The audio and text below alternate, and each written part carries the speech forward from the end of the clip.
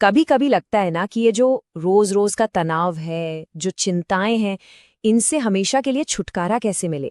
अच्छा, आज हम किसी धर्म की बात नहीं करने वाले, नहीं, बल्कि हम एक ऐसे प्रैक्टिकल फिलॉसफी को समझने की कोशिश करेंगे जो ठीक इसी सवाल का जवाब देता है कि दुख से मुक्ति का रास्ता क्या है। तो चलिए इसी गहरे सवाल से शुरू करते हैं। क्या जिंदगी के दुखों का, तकलीफों का, क्या इनका कोई परमानेंट सोल्यूशन है, कोई अंत है? देखिए, ये सवाल कोई नया नहीं है। सदियों से लोग इसका जवाब ढूंढ रहे हैं। और ये ही एक सवाल था जिसने एक राजकुमार की पूरी जिंदगी बदल दी। जरा सोचिए, एक ऐसा इंसान जिसके पास दुनिया की हर चीज हो, हर सुख सुविधा, लेकिन फिर भी मन में एक अजीब सी बेचैनी हो, एक खालीपन। कुछ ऐसी ही कहानी थी सिद्धार्थ गौतम की। नेपाल के लुम्बिनी में पैदा हुए एक राजकुमार, लेकिन जब उन्होंने पहली बार अपने महल की चारदीवारी के बाहर की दुनिया देखी, जब उन्होंने बीमारी, बुढ़ापे और मौत की हकीकत को अपनी आंखों से देखा, तो बस सच्चे ज्ञान की तलाश में उन्होंने अपना राजपाट, अपना सब कुछ छोड़ दिया। उनकी ये जो जर्नी थी ना, उसे हम मोटे तौर पर 3 हिस्सों में देख सकते हैं। पहला, एक राजकुमार के तौर पर उनका जन्म। दूसरा, सच की खोज के लिए वो बड़ा त्याग, जब उन्होंने सब कुछ छोड़ दिया। और फिर आखिर में बिहार के गया में एक बोधि पेड़ के नीचे उन्हें वो ज्ञान मिला जिसने सिद्धार्थ को बुद्ध बना दिया। बुद्ध यानी the one who is awake, जो जाग चुका है। तो सवाल ये है कि अपनी इस खोज में बुद्ध को आखिर मिला क्या, उन्होंने पाया क्या? देखिए, उन्होंने इंसानी हालत को एक डॉक्टर की तरह देखा, उसे डायग्नोस किया, और उनका जो डायग्नोसिस था वही 4 आर्य सत्य के नाम से जाना जाता है। चलिए देखते हैं ये क्या है। ये जो 4 बातें हैं, ये बड़ी लॉजिकल हैं। एक एक करके समझते हैं। पहली बात, दुख है, लाइफ में सफरिंग है, ये एक सच्चाई है, इसे एक्सेप्ट करना होगा। दूसरी बात, इस दुख का एक कारण है, ये बेवजह नहीं है, इसके पीछे कोई वजह है। तीसरी, और ये अच्छी खबर है, कि इस दुख को खत्म किया जा सकता है, इसका अंत मुमकिन है।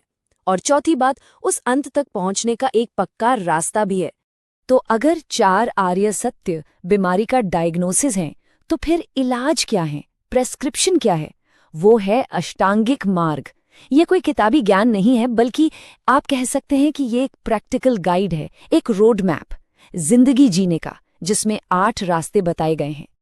अब ये जो 8 रास्ते हैं ना, ये सब आपस में जुड़े हुए हैं। इनको आसानी से समझने के लिए हम 3 हिस्सों में बांट सकते हैं। पहला हिस्सा है सही समझ और सही सोच, मतलब दुनिया को ठीक वैसे ही देखना जैसी वो है, बिना किसी धोखे या गलत फहमी के। दूसरा हिस्सा है एथिकल कंडक्ट, यानी नैतिक आचरण, जैसे सही बोलना, ऐसा बोलना जिससे किसी का दिल न दुखे, सही काम करना जिससे किसी का नुकसान न हो, और सही रोजी रोटी चुनना, मतलब एक ऑनेस्ट लिविंग। और तीसरा हिस्सा है मेंटल डिसिप्लिन, सही कोशिश करके मन में अच्छे ख्याल लाना, माइंडफुलनेस, यानी अपने हर पल के बारे में अवेयर रहना और सही कंसंट्रेशन से मन को शांत और फोकस करना। तो ये सिर्फ कुछ नियम नहीं है, ये एक बैलेंस्ड लाइफ का पूरा ब्लूप्रिंट है। और जब कोई इस रास्ते पर चलता है तो जो मंजिल मिलती है उसे ही बुद्ध ने निर्वाण कहा। अब देखिए, ये कोई जन्नत या स्वर्ग जैसी कोई जगह नहीं है, नहीं, ये इसी जिंदगी में दुख और दुख के कारणों से पूरी तरह आजाद हो जाने की एक स्टेट है, एक अवस्था है। ठीक है, तो ये अष्टांगिक मार्ग तो समझ आ गया, पर इस पर चलना कैसे है? क्या इसके लिए बहुत ज्यादा कठोर तपस्या करनी होगी? यहीं पर बुद्ध का सबसे जरूरी प्रिंसिपल सामने आता है, मध्यम मार्ग या द मिडल पाथ। और सच पूछिए तो उनकी पूरी टीचिंग इसी एक विचार पर टिकी है। और बुद्ध इस नतीजे पर अपने खुद के एक्सपीरियंस से पहुंचे थे। एक राजकुमार की तरह उन्होंने हद से ज्यादा ऐशो आराम की जिंदगी भी जी थी, और फिर एक साधु के तौर पर उन्होंने खुद को तकलीफ देने वाली घोर तपस्या भी की थी। पर उन्होंने पाया कि ये दोनों ही रास्ते एक्सट्रीम्स हैं और ये ज्ञान की तरफ नहीं ले जाते। असली रास्ता वो तो बीच का है, बैलेंस का रास्ता। अब एक सवाल उठता है, बुद्ध के बाद भी उनकी बातें, उनकी टीचिंग्स दुनिया भर में इतनी कैसे फैलीं और आज भी इतनी रेलेवेंट क्यों हैं? इसका जवाब उनकी टीचिंग्स के रेवोल्यूशनरी नेचर में छिपा है।